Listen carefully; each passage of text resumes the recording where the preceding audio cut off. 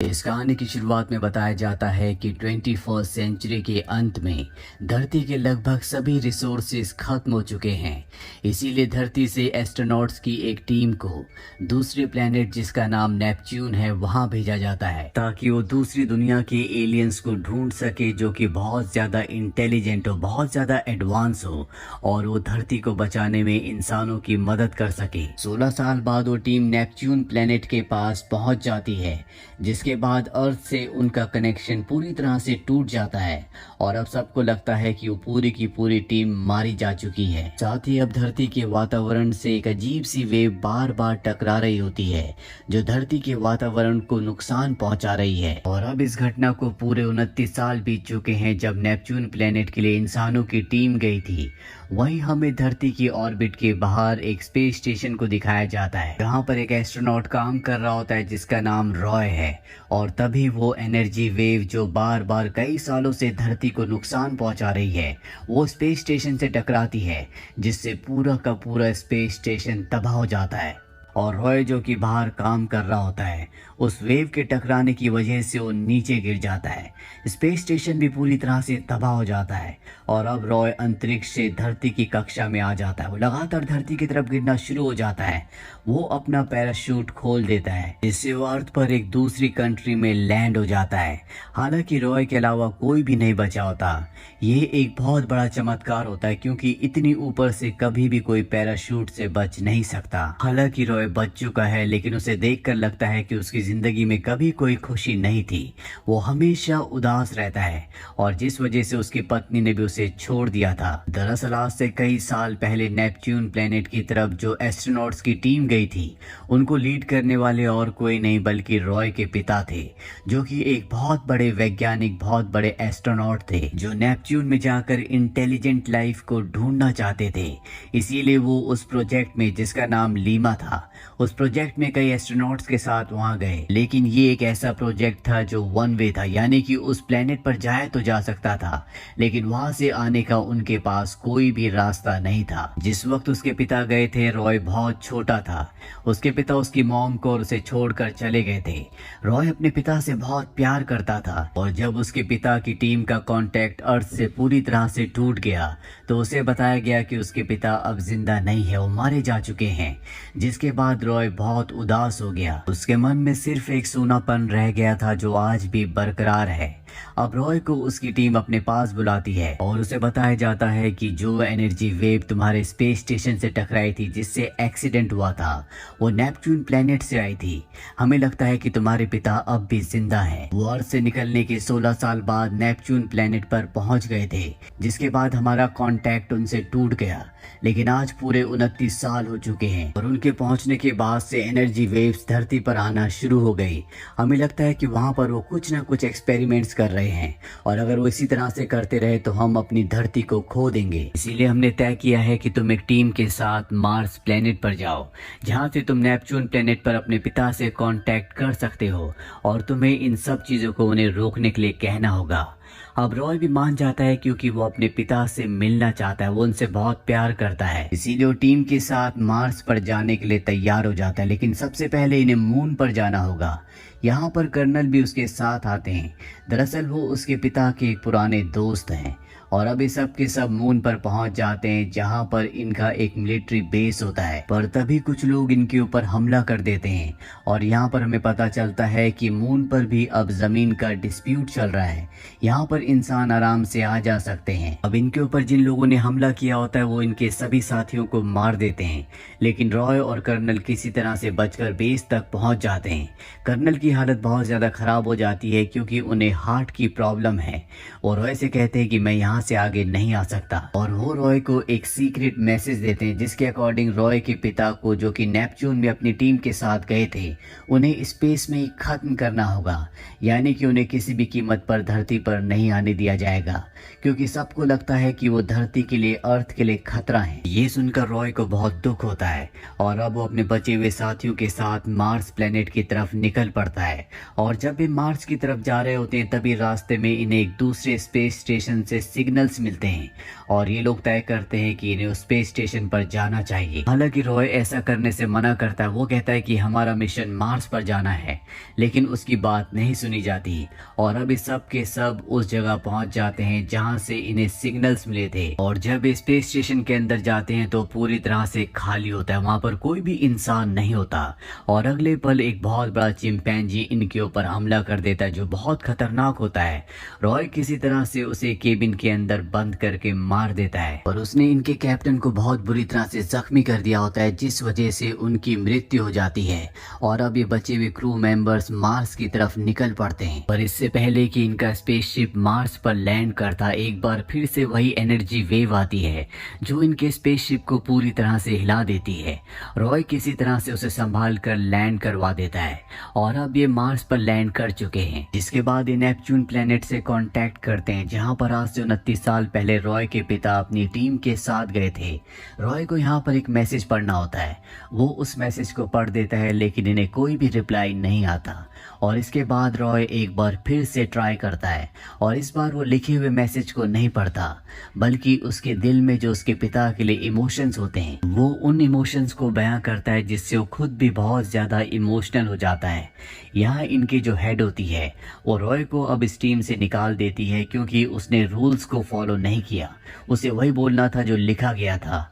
लेकिन रॉय ने जो मैसेज अपने पिता के लिए भेजा था वो बहुत ज्यादा इमोशनल होता है, इसीलिए उसके पिता का रिप्लाई उसे आ जाता है, लेकिन वो रिप्लाई उसे सुनने नहीं दिया जाता और इस टीम की जो हेड होती है वो रॉय को अर्थ पर वापस भेजना चाहती है। पर इससे पहले कि उसे अर्थ पर वापस भेजा जाता, उसके पास यहाँ की डायरेक्टर आती है और उससे पूछती है कि तुम यहाँ पर क्या करने के लिए आए थे। दरअसल अर्थ से वो अपने साथ कर्नल को लेकर आया था और ये जो बाकी लोग थे, बाकी क्रू मेंबर्स थे, पहले से मून पर थे जो उसके साथ यहाँ पर आए हैं। इसीलिए इन सबको रॉय के मिशन के बारे में बहुत कुछ नहीं पता होता।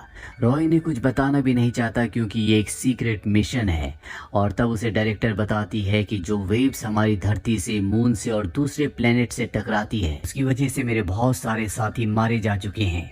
इसके बाद वो रॉय को ये भी बताती है कि आज से कुछ साल पहले हमें तुम्हारे पिता का एक मैसेज आया था और वो मैसेज उसे दिखाती है जिसमें रॉय के पिता कह रहे होते हैं कि हम सब यहाँ पर इंटेलिजेंट एलियंस को ढूंढने के लिए आए थे जो हमसे बहुत ज्यादा एडवांस हो, जो हमारी धरती को बचा ले, और ये एक बहुत बड़ी खोज थी। लेकिन मेरे सभी साथी अर्थ पर वापस जाना चाहते थे क्योंकि साइकोलॉजिकली वो बहुत ज्यादा वीक हो चुके थे।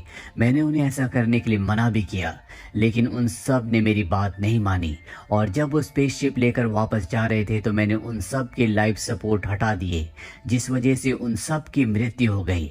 यहाँ पर जो कमांडर होती है कि तुम्हारे पिता की टीम में मेरे माता पिता भी थे, यानी कि उसके माता पिता की जान भी रॉय ने ली है और इस बात से रॉय बहुत ज्यादा दुखी हो जाता है क्योंकि बचपन से वो अपने पिता को बहुत मिस करता है। उसके पिता उसके लिए एक हीरो थे, वो हमेशा उन्हीं की वजह से उदास रहता है क्योंकि उसके पिता बचपन में उसे छोड़कर चले गए थे और अपने पिता का ये सच जानने के बाद उसे बहुत दुख होता है कि उसके पिता ने कई मासूमों की जान ली। डायरेक्टर उसे बताती है कि तुम्हारे पिता के एक्सपेरिमेंट्स की वजह से ये एनर्जी वेव्स जनरेट हो रही हैं जिससे हमारी अर्थ को खतरा है और तुम्हें यहाँ पर इसलिए भेजा गया है ताकि तुम्हारे पिता तुम्हारे मैसेज का जवाब दे, ताकि उनकी लोकेशन का पता चल जाए और उस स्पेस स्टेशन को ब्लास्ट कर दिया जाए।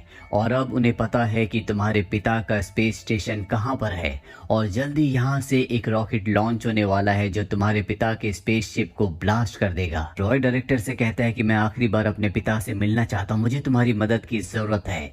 और इसके बाद डायरेक्टर एक टनल से उसे उस रॉकेट तक पहुंचा देती है जो लॉन्च होने वाला है और इससे पहले कि रॉकेट लॉन्च होता वो उसके अंदर पहुंच जाता है। और इसके अंदर जो एस्ट्रोनॉट्स होते हैं उन्हें पता चल जाता है कि रॉय अंदर आ चुका है, उसका दिमागी संतुलन पूरी तरह से ठीक नहीं है। वो उसे गन से बेहोश करने की कोशिश करते हैं लेकिन फायर की वजह से इनका ग्लास क्रैक हो जाता है जिससे इसके अंदर की जितनी भी ऑक्सीजन होती है वो सब की सब रिलीज हो जाती है और यहाँ पर सब के सब एस्ट्रोनॉट्स मारे जाते हैं। रॉय बच जाता है क्योंकि उसने स्पेस सूट पहना होता है और अब वो अकेले उस तरफ निकल पड़ता है जहां पर उसके पिता का स्पेस स्टेशन है। रास्ते में जाते हुए उसे अपने पिता की बहुत याद आ रही होती है। वो उनके वीडियोस देखता है और आज जो भी उसकी मेंटल स्टेट है जहां पर वो बिल्कुल भी खुश नहीं रहता, जिसकी वजह से उसकी पत्नी भी उसे छोड़कर जा चुकी है, वो सिर्फ इसलिए है क्योंकि उसके पिता बचपन में उसे छोड़कर चले गए थे। वो अपने पिता से बहुत प्यार करता है और एक बार वो उनसे मिलना चाहता है ताकि उसके दिलो दिमाग में जो उदासी वो हमेशा के लिए खत्म हो जाए। और अब वो स्पेस स्टेशन तक पहुंच जाता है। जब वो उसके अंदर जाता है तो देखता है कि वहां पर बहुत सारे एस्ट्रोनॉट्स और वैज्ञानिक होते हैं जिनकी डेड बॉडीज होती है और सामने उसे एक बहुत बड़ा टैंक दिखता है जिसके अंदर एंटी मैटर है। वो समझ जाता है कि इसी की वजह से वो एनर्जी वेव्स आ रही हैं। रॉय के पास जो न्यूक्लियर बॉम्ब होता है वो उसे वहां पर फिट कर रहा होता है। तभी उसके पिता के ऊपर से आवाज आती है कि वहां पर कौन है। वो पहचान जाते हैं कि ये उनका बेटा रॉय है। वो कहते हैं कि हमें यहाँ पर कोई भी जीवन नहीं मिला, लेकिन मैं यहाँ पर जीवन ढूंढ कर रहूंगा क्योंकि मैं फेल नहीं होना चाहता, मैं हारना नहीं चाहता। रॉय को देखकर उन्हें बिल्कुल भी खुशी नहीं होती। हालांकि रॉय अपने पिता को इतने सालों के बाद देखकर पूरी तरह से हैरान होता है। बचपन से वो अपने पिता को मिस करता है।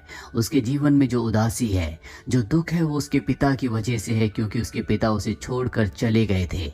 लेकिन उसके पिता को देखकर लगता है कि वो रॉय से बिल्कुल प्यार नहीं करते और वो ये कहते भी हैं।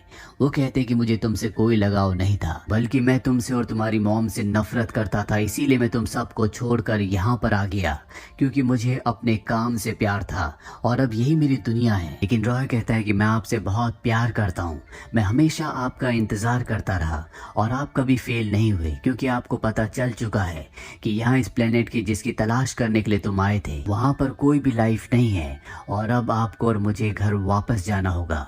लेकिन उसके पिता साफ साफ मना कर देते हैं। वो कहते हैं कि मैं यहाँ से कहीं नहीं जाऊंगा और रॉय अपने पिता को मना लेता है। इसके बाद वो न्यूक्लियर वेपन को ऑन करके अपने पिता के साथ स्टेशन से बाहर आ जाता है। लेकिन उसके पिता के सूट में जो थ्रस्टर होता है जिससे स्पेस में मूव किया जा सकता है, वो उसे ऑन करके उससे दूर जाने लगते हैं। लेकिन ये दोनों के दोनों एक रस्से से बंधे होते हैं, इसीलिए रॉय अपने पिता को वापस खींच लेता है। रॉय के पिता रॉय से कहते हैं कि मुझे छोड़ दो, मुझे जाने दो, जहाँ तुम मुझे वापस ले जाना चाहते हो वो मेरा घर नहीं है, यही मेरा घर है। हालांकि मैंने तुम्हारे साथ कभी भी अच्छा नहीं किया, तुम्हें बचपन में छोड़कर चला गया, उसके लिए मैं तुमसे माफ़ी मांगता हूँ, लेकिन अब तुम्हें मुझे जाने देना होगा। इन दोनों की आंखों में आंसू होते हैं। रॉय समझ जाता है कि उसके पिता अर्थ पर कभी वापस नहीं आना चाहते, इसीलिए वो रस्सी को आज़ाद कर देता है जिससे उसके पिता डीप स्पेस में चले जाते हैं और रॉय अपने सूट के थ्रस्टर की मदद से वापस अपने स्पेसशिप तक यानी कि रॉकेट तक आ जाता है, जहां से वो अपने पिता को आखिरी बार नेपच्यून प्लेनेट की ऑर्बिट की तरफ जाते हुए देखता है। यानी कि अब उसके पिता जिंदा नहीं बच सकते और इसके बाद वो अपने स्पेसशिप को लेकर यहाँ से निकलने से पहले अपने पिता के स्पेस स्टेशन को ब्लास्ट कर देता है, जिससे उसके स्पेसशिप को एक पुश मिलता है और उसका स्पेसशिप बड़ी तेजी से अर्थ की तरफ बढ़ना शुरू हो जाता है। हालांकि उसके स्पेसशिप में फ्यूल भी कम होता है, लेकिन पुश की वजह से वो अर्थ की तरफ बहुत तेजी से बढ़ रहा होता है। रॉय के पास अपने पिता की पूरी की पूरी रिसर्च भी है जिसमें वो पढ़ता है कि इस पूरे ब्रह्मांड में इंसान ही सबसे ज्यादा बुद्धिमान है और धरती की जो रिसोर्सेज खत्म हो रहे हैं, धरती जो खत्म होने के कगार पर है, वो इंसानों की वजह से हो रही है और इंसानों को ही उसे बचाना होगा। इसके बाद वो अर्थ पर वापस आ जाता है। वो जख्मी होता है, इसीलिए उसे हॉस्पिटल में ले जाया जाता है और बचपन में उसके पिता की वजह से उसके दिमाग में जो सैडनेस होती है अब वो भी पूरी तरह से खत्म हो चुकी है।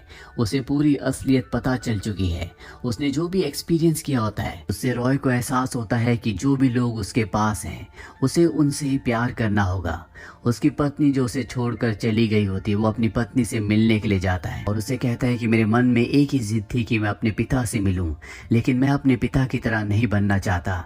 मैं तुम सबसे प्यार करता हूं और तुम्हारे साथ रहना चाहता हूं। दरअसल रॉय को लगता था कि उसके पिता उससे दूर हो गए हैं, जो उससे बहुत प्यार करते थे, लेकिन उसके पिता ने उससे कभी प्यार नहीं किया था और आखिरी में उसके पिता ने उससे माफी मांगी थी और रॉय नहीं चाहता कि वो भी अपने पिता की तरह बने, इसीलिए वो अपनी पत्नी से माफी मांगता है और कहता है कि अब मैं पूरी तरह से बदल चुका हूँ। इस पूरे सफर ने रॉय को ये समझा दिया कि उसे जीवन में स्टैग्नेंट यानी यानी कि एक जगह रुकना नहीं चाहिए। एक फीलिंग्स के लिए अपनी और दूसरों की ज़िंदगी को बर्बाद नहीं करना चाहिए, बल्कि ज़िंदगी में आगे बढ़ना चाहिए। उसे एहसास होता है कि ज़िंदगी में खुश रहना बहुत ज़रूरी है और अपनों का साथ उससे भी ज़्यादा ज़रूरी। और अब रॉय पूरी तरह से बदल चुका है और इसी के साथ ये फिल्म, ये कहानी यहीं पर ख़त्म हो जाती है।